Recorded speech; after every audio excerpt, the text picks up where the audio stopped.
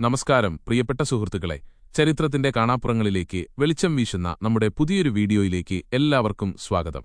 പ്രവാചകൻ മുഹമ്മദ് നബിയുടെ വിയോഗം അതൊരു വ്യക്തിയുടെ മരണം മാത്രമായിരുന്നില്ല, മറിച്ച് അന്ന് നിലനിന്നിരുന്ന ഒരു വലിയ സാമ്രാജ്യത്തിന്റെ അടിത്തറ ഇളകിയ നിമിഷമായിരുന്നു.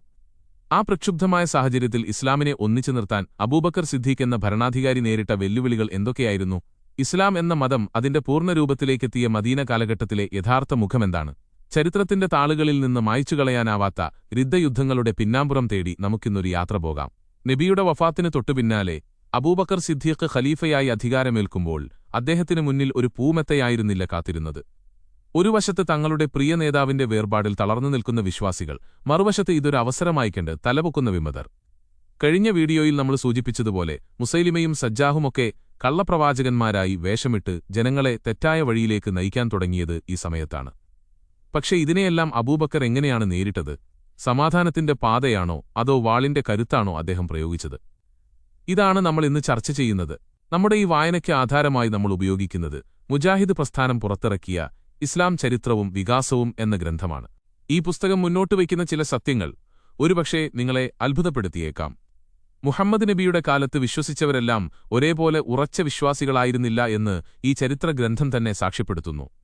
നജിദിലും യമനിലുമൊക്കെയുള്ള പല ഗോത്രങ്ങളും ഇസ്ലാമിലേക്ക് വന്നത് അതിന്റെ ആദർശം ഉൾക്കൊണ്ടിട്ടായിരുന്നില്ല, മറിച്ച് തങ്ങളുടെ ഗോത്രത്തലവൻ മതം മാറിയപ്പോൾ കൂടെയുള്ളവരും അനുസരിക്കാൻ ബാധ്യസ്ഥരായതാണ്.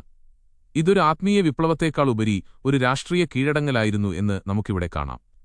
അതുകൊണ്ടുതന്നെ പ്രവാചകന്റെ മരണത്തോടെ ഇസ്ലാം എന്ന കരാർ അവസാനിച്ചു എന്ന് അവർ വിശ്വസിച്ചു. ഇവിടെയാണ് നാം ഗൗരവമായി ചിന്തിക്കേണ്ട ഒരു കാര്യമുള്ളത്. ഇന്നും പലരും പറയുന്ന ലാ ഇക്റാഹ ഫിദ്ദീൻ, അതായത് മതത്തിൽ ബലാത്കാരമില്ല എന്ന വചനം യഥാർത്ഥത്തിൽ പ്രായോഗികമായിരുന്നോ? ചരിത്രം പറയുന്നത് മറ്റൊന്നാണ്. നബിയുടെ വിയോഗം സൃഷ്ടിച്ച ആ വിടവിലൂടെ പുറത്തുവന്നത് ആയിരക്കണക്കിന് മുർത്തദ്ദുകളാണ്. അവർക്ക് ഇസ്ലാം എന്നത് മുഹമ്മദ് നബി എന്ന വ്യക്തിയുടെ ഒരു മതം മാത്രമായിരുന്നു. അബൂബക്കർ ഖലീഫയായപ്പോൾ പലരും സംശയിച്ചു, ഇതൊരു ഖുറൈശി മേധാവിത്വമാണോ എന്ന്. അൻസാറുകളും പ്രവാചകന്റെ കുടുംബാംഗങ്ങളും തമ്മിലുള്ള അസ്വാരസ്യങ്ങൾ ആ പുകച്ചിലിന് ആക്കം കൂട്ടി.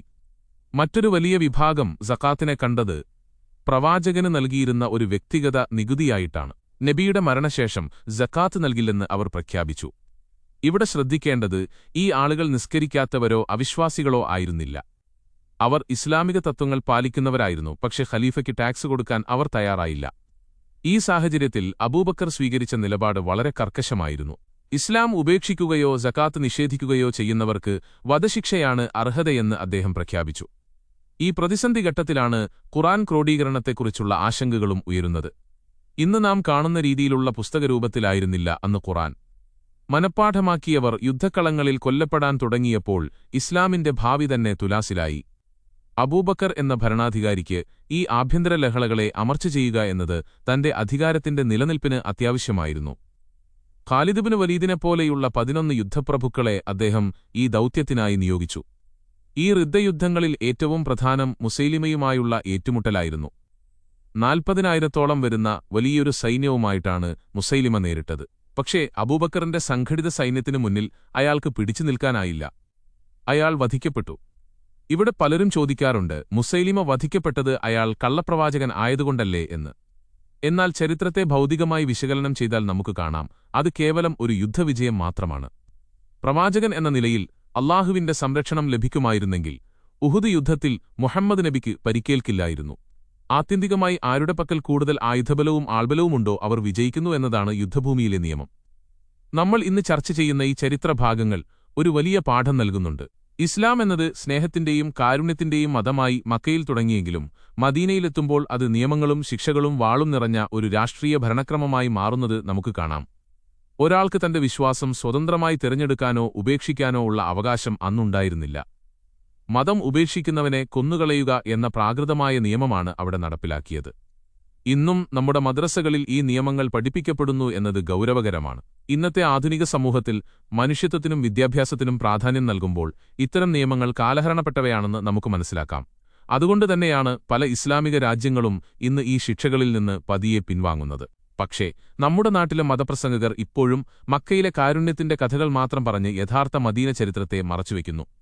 വാളുകൊണ്ടല്ല ഇസ്ലാം പ്രചരിച്ചത് എന്ന് പറയുന്നവർ അബൂബക്കർ സിദ്ദീഖിന്റെ ഈ ജൈത്രയാത്രകളെ എങ്ങനെ ന്യായീകരിക്കും? സ്വതന്ത്രമായി ചിന്തിക്കുന്ന ഏതൊരു വ്യക്തിക്കും ഈ ചരിത്രരേഖകൾ വായിക്കുമ്പോൾ ഒരു കാര്യം ബോധ്യപ്പെടും. ഇസ്ലാം എന്നത് കേവലമൊരു ആത്മീയതയല്ല, മറിച്ച് അതൊരു രാഷ്ട്രീയ വ്യവസ്ഥിതിയായിരുന്നു. അധികാരം നിലനിർത്താൻ ബലം പ്രയോഗിക്കേണ്ടി വന്ന ഒരു സാമ്രാജ്യം. ഋദ്ധയുദ്ധങ്ങളിലൂടെ എതിരാളികളെ അടിച്ചമർത്തിക്കൊണ്ടാണ് അബൂബക്കർ ആഗോള ഇസ്ലാമിക വ്യാപനത്തിന് തുടക്കമിട്ടത്. പ്രിയപ്പെട്ട സുഹൃത്തുക്കളെ, ചരിത്രം നമ്മോട് പറയുന്നത് ഒളിച്ചുവെക്കാതെ വിളിച്ചു പറയേണ്ടതുണ്ട്.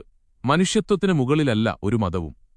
ഇഷ്ടമുള്ളത് വിശ്വസിക്കാനും അല്ലാത്തത് തള്ളിക്കളയാനുമുള്ള സ്വാതന്ത്ര്യം ഓരോ മനുഷ്യന്റെയും മൗലികാവകാശമാണ്. ആ അവകാശത്തെ വാളുകൊണ്ട് നേരിട്ട ഒരു കാലഘട്ടത്തെ നാം തിരിച്ചറിയണം. ഇസ്ലാമിന്റെ ഈ കാണാപ്പുറങ്ങളെക്കുറിച്ചുള്ള നിങ്ങളുടെ അഭിപ്രായങ്ങൾ താഴെ കമന്റ് ചെയ്യുക. കൂടുതൽ ചരിത്ര സത്യങ്ങളുമായി നമുക്ക് അടുത്ത വീഡിയോയിൽ കാണാം. നന്ദി.